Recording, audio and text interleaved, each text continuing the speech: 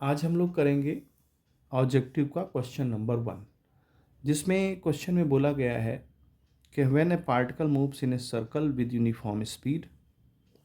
तो यहाँ पर अगर कोई भी पार्टिकल यूनिफॉर्म स्पीड में मूव करेगा, यूनिफॉर्म स्पीड में मूव कर रहा है और सर्कुलर मूव कर रहा है, तो इसमें दो बातें आएंगी। देखिए, यूनिफॉर्म स्पीड का मतलब उसका स्पीड कांस्टेंट है और स्पीड कांस्टेंट होने का मतलब मैग्नीट्यूड कांस्टेंट है, क्योंकि स्पीड जो है एक स्केलर क्वांटिटी है, जिसकी वजह से हम ये डायरेक्शन की बात तो कतई नहीं करेंगे। तो चूंकि इसका कांस्टेंट मैग्नीट्यूड है, देन यूनिफॉर्म स्पीड होगी, यानी हर एक सेकेंड वो एक पर्टिकुलर डिस्टेंस कवर कर रहा है।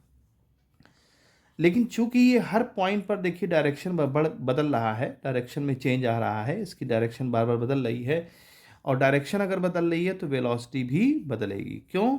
क्योंकि वेलोसिटी जो है दो चीज़ों से डिपेंड करती है, एक मैग्नीट्यूड और दूसरा डायरेक्शन।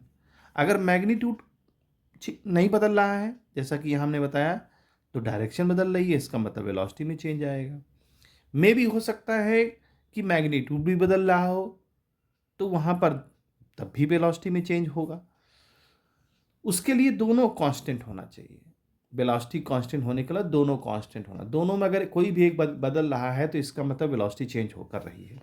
तो जो पहला ऑप्शन है, पहला ऑप्शन हम लोग पढ़ते हैं, it's velocity and acceleration both are constant. तो सवाल ही नहीं उठता, क्योंकि एक्सीलरेशन जो होता है वो change in velocity upon time होता है।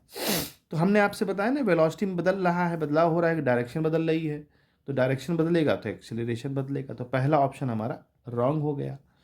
उसने बोला ना, पहला वेलोसिटी और एक्सेलरेशन दोनों चेंज कांस्टेंट है, तो ये गलत है। दूसरा है, its velocity is constant but the acceleration change. ऐसा हो नहीं सकता, वेलोसिटी कांस्टेंट और एक्सीलरेशन कैसे चेंज हो जाएगा? ठीक है, तो दोनों एक दूसरे को उल्टा है, जबकि दोनों जो है एक दूसरे से रिलेटेड है। तीसरी चीज में है, it's acceleration is constant but velocity change, ये भी नहीं हो सकता, क्योंकि दोनों ही बदलेंगे या दोनों ही कांस्टेंट रहेंगे। ठीक, तो ये भी ऑप्शन हमारा गलत है। चौथा है कि it's velocity and acceleration both. हाँ, ये ठीक है, क्योंकि वेलोसिटी चेंज हो रही है, तो जब वेलोसिटी चेंज हो रही है तो एक्सेलरेशन भी चेंज होगा।